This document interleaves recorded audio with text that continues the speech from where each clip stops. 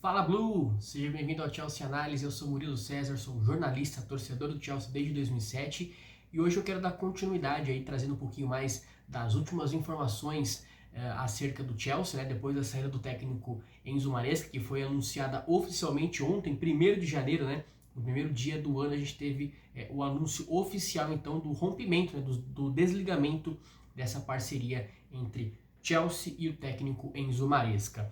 Eu tô aqui com o meu roteiro, tem bastante coisa que eu quero falar aqui com vocês, não quero prolongar muito nesse vídeo, então vou tentar passar por tudo aqui, trazendo o principal de cada um desses destaques. Mas o que a gente sabe até agora é que após essa saída do técnico Enzo Maresca, o principal candidato é realmente o Liam Rossenior, né, que hoje é técnico do Strasbourg desde a temporada passada, aliás, um ex-jogador inglês, que tem passagem também pelo Derby County, pelo Hull City, antes de chegar até o clube francês, né? Inclusive o Strasbourg joga amanhã contra o Nice, um jogo importante pelo campeonato francês, até por isso, de certa forma, as negociações não avançaram, mas também tem um pequeno entrave aí, né? Por mais que sejam Chelsea e Strasbourg, sejam clubes da mesma propriedade, né? Sejam os mesmos donos, tá tendo um certo impasse, porque de certa forma o presidente, né, do Strasbourg, que é o Mark Keller, não quer, né, pelo menos as informações que a gente vem apurando até o momento, ele não é a favor dessa saída do Rossenior no meio da temporada, né, ele gostaria que o técnico inglês permanecesse no clube francês até o fim da temporada, mas o mais indicado aí por enquanto é que a alta cúpula do Chelsea gostaria já que o Rossenior assumisse o cargo após a saída do técnico Enzo Maresca. Inclusive, o impasse estaria chegando, né, segundo jornalistas, insiders, o pessoal que está mais no dia a dia dos clubes, com o Mark Keller até mesmo colocando o cargo à disposição caso ele seja obrigado a aceitar, né, esse top-down por parte dos proprietários do Chelsea. Mas, ao que tudo indica, é que realmente o Liam Rossenior é ele quem vai assumir o Chelsea pro restante dessa temporada. A gente ainda não sabe por quanto tempo vai ser esse contrato, mas também não vai ser um contrato menor, né? O Maresca tinha um contrato de 5 anos até 2029, com a renovação por mais um ano caso o Chelsea optasse. Então, o que a gente pode meio que especular, o que a gente pode esperar para esse primeiro momento é que realmente o Rossenior venha para ser o técnico efetivo do Chelsea, né? Ele não vai ser um técnico tampão, até porque não faria sentido você tirá-lo, né, do Strasbourg, que vem fazendo um ótimo trabalho no Strasbourg, lá no campeonato francês, né? O time, inclusive, é o 7º colocado no campeonato francês, lidera a Conference League, que o Chelsea ganhou, né, na temporada passada com o Maresca. Então não faz sentido, né, tirar um técnico que de certa forma é visto como muito promissor na Europa, né, é visto com bons olhos, apesar de certa inexperiência, né, de não ter tanto tempo de trabalho, né, de não ter se provado em clubes maiores, mas o que tudo realmente indica é que o Liam Rossenior é quem vai assumir o comando técnico do Chelsea até o fim dessa temporada e pelos anos também. Imagino que esse seja o projeto da alta cúpula do Chelsea, né? A gente tem alguns outros nomes que são especulados, né, como o Andoni Iraola, do técnico do Bournemouth, também citado nessas listas, como o Oliver Glasner, técnico do Crystal Palace, mas eu acho que seriam negociações um pouco mais complexas e só se a gente tivesse mesmo um colapso praticamente total do Rossenior, realmente, ele não vai sair do Strasbourg, ele vai ficar aqui, e aí o Chelsea teria que ir para um plano B, e eu não sei se atualmente o Chelsea trabalha com um plano B, né, para estar assumindo aí o comando da equipe. E hoje também saiu uma notícia muito curiosa, né, uma apuração da ESPN de que o técnico do Palmeiras, né, o português Abel Ferreira, também estaria integrando essa possível lista, né, de candidatos para assumir a equipe do Chelsea. Aí é um pouco mais, eu diria um pouco mais difícil de acontecer, não sei se isso aconteceria, não sei do que dependeria para que a gente pudesse chegar até o Abel Ferreira. Realmente vem fazendo um trabalho espetacular no Palmeiras, é um técnico que já se provou muito aqui no Brasil, e com certeza essa valorização que ele tem aqui, isso com certeza é vista com bons olhos para a Europa. Então não seria algo tão absurdo assim, apesar de ser realmente diferente, né? Um nome fora do cenário ali europeu, com certeza chamaria atenção, principalmente da imprensa, né? Dos torcedores de modo geral.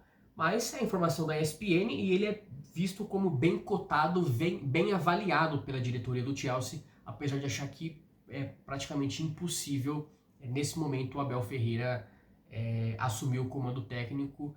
Mas vamos ver, vamos ver. Futebol é cheio de surpresas, o Chelsea, né, um clube cheio de surpresas, mas ao que tudo indica realmente é o Leon Rosselló quem vai assumir o Chelsea.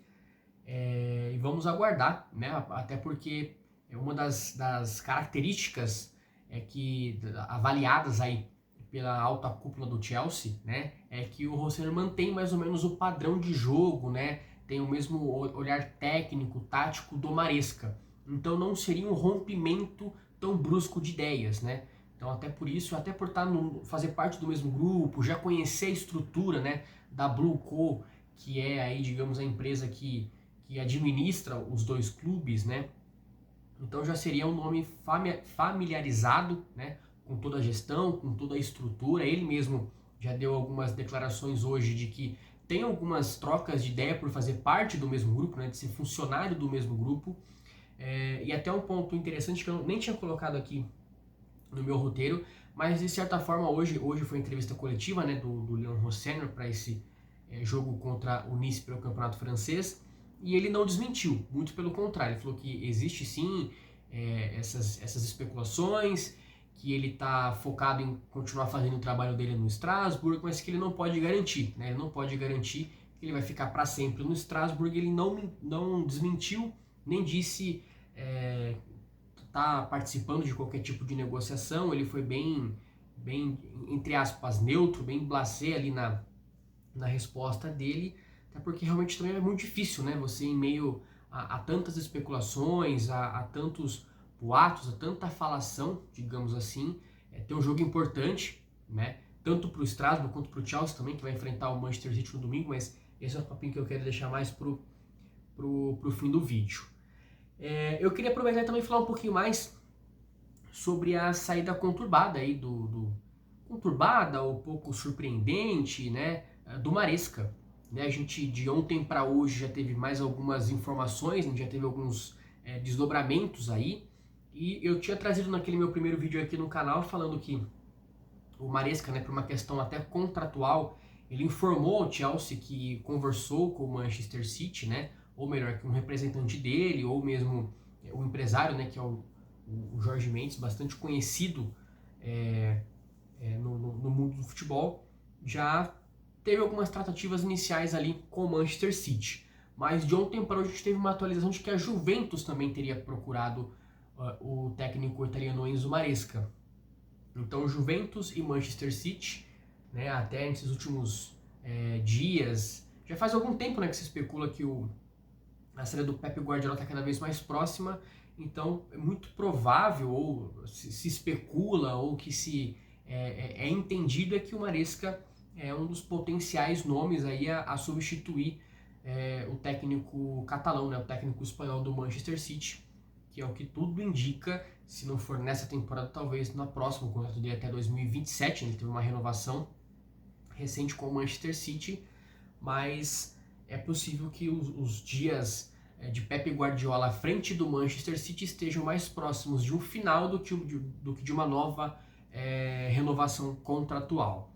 Então a gente ficou sabendo aí que, além do Manchester City, teve esse contato inicial com a Juventus, né? E que até mesmo durante essas tratativas, né, quando o Enzo Maresca, ou o staff do Enzo Maresca, oficializou isso para o Chelsea por uma necessidade contratual, também foi meio que pedido ali uma renovação de contrato para que o Maresca travasse qualquer tipo de conversa, né, com esses outros clubes e focasse 100% ali no Chelsea, o que de certa forma ali também pode ter sido mal visto, né, pela direção do Chelsea, até porque o Maresca tinha um contrato, melhor dizendo, até 2029, com opção de mais um ano de contrato. Então o contrato queria até 2030, e para o Chelsea não faria muito sentido, né? O Chelsea já, poxa, vendo pelo lado do clube, era mais fácil. Olha, Maresca, nós entendemos, né, que você hoje é um técnico muito promissor, visto com bons olhos pelo mercado, pelo bom trabalho que até então ele vinha fazendo na equipe do Chelsea. Mas você tem um contrato, né? Você acabou de assinar um contrato. A essa altura do campeonato ele ainda teria mais 3 anos e meio de contrato, né? Então realmente ficou um pouco estranha essa situação, né? Deu para entender o porquê dela acabar, essa relação se acabar se deteriorando. E acho que, além disso, né, após o jogo contra o Bournemouth, o empate em 2-2 em Stamford Bridge, na última terça-feira, o Maresca não apareceu na coletiva pós-jogo, né? Quem apareceu para responder à imprensa, falar com a imprensa, foi o assistente, né? O ex-goleiro do Chelsea, e hoje até então assistente do Enzo Maresca, o Willy Caballero, né? E o Caballero ali naquela situação foi perguntado do porquê que o Maresca não participou da coletiva e falou que o Maresca não se sentiu bem, há 2 dias parece ter tido uma febre e que pediu para que o Caballero assumisse ali essa posição respondendo os jornalistas. Isso também não foi visto com bons olhos, tá? Pela direção do clube, que entendeu que, poxa, colocou ali o Caballero numa situação desnecessária, forçou meio que de certa forma, entre aspas, vou colocar aqui, a mentir para a imprensa, né? Para cobertar essa não ida do Maresca. Não dá para a gente cravar aqui com certeza absoluta que o Maresca realmente não estava bem, ou se ele realmente estava bem e não quis apenas comparecer ali. Então essa foi mais uma situação que para a administração, para a gestão do Chelsea não foi vista com bons olhos, né? E dá para entender, né? Se o Maresca ali estava, entre aspas, de saco cheio, já estava entendendo que não teria ali, as coisas não iriam funcionar da forma como ele queria, então realmente só serviu para aumentar a tensão entre os dois lados, né? E também uma das últimas informações que eu quero trazer aqui é que, de certa forma, o Maresca não se despediu, né, dos jogadores do Chelsea. Assim que foi o anúncio foi feito, né, de forma oficial, alguns jogadores se anunciaram, né, o Marco Cucurella fez uma publicação, o Reece James também, eu vi que o Liam Delap fez, eu vi que o Colwill fez, alguns outros jogadores fizeram, não vou lembrar todos de cabeça que fizeram, mas não foi a maioria. Né? Não foi a maioria que acabou fazendo algum post, fazendo alguma publicação aí, se despedindo e agradecendo. O Sanches também, o goleiro Sanches também, agora eu lembrei, que o goleiro Sanches também fez uma publicação agradecendo ali o Maresca e todo o staff. O que dá pra gente ter uma noção de que, assim, só um outro lembrete também, eu vi alguns torcedores no Twitter cobrando, entre aspas, né, que o Palmer não se pronunciou, de que isso poderia talvez indicar ali que a relação não era tão boa, alguma coisa que a gente vai descobrir aí nos próximos dias, né? Com certeza, com o passar do tempo, vão surgindo novas informações, né, sobre esse bastidor quente, né, sobre esse embate que a gente acabou tendo aí entre Chelsea e Enzo Maresca, né, que culminou nessa separação, né, nesse término de vínculo entre as duas partes, mas que, de certa forma, poucos jogadores que vieram a público se manifestar, agradecendo ao Maresca, agradecendo ali ao staff também. Então vamos acompanhar nesses próximos dias. Eu queria trazer algumas dessas informações, porque no meu primeiro vídeo eu acabei não falando sobre isso, muita coisa do que eu estou trazendo agora saiu posteriormente ao meu primeiro vídeo, então eu queria aproveitar e atualizar, trazer mais algumas coisas, né, do que a gente tá acompanhando aí, junto com a imprensa, com os insiders, com vários jornalistas, né, seja o Fabrício Romano, seja o David Ornstein do The Athletic, seja o Nizar Quinzela, se não me engano, da própria BBC.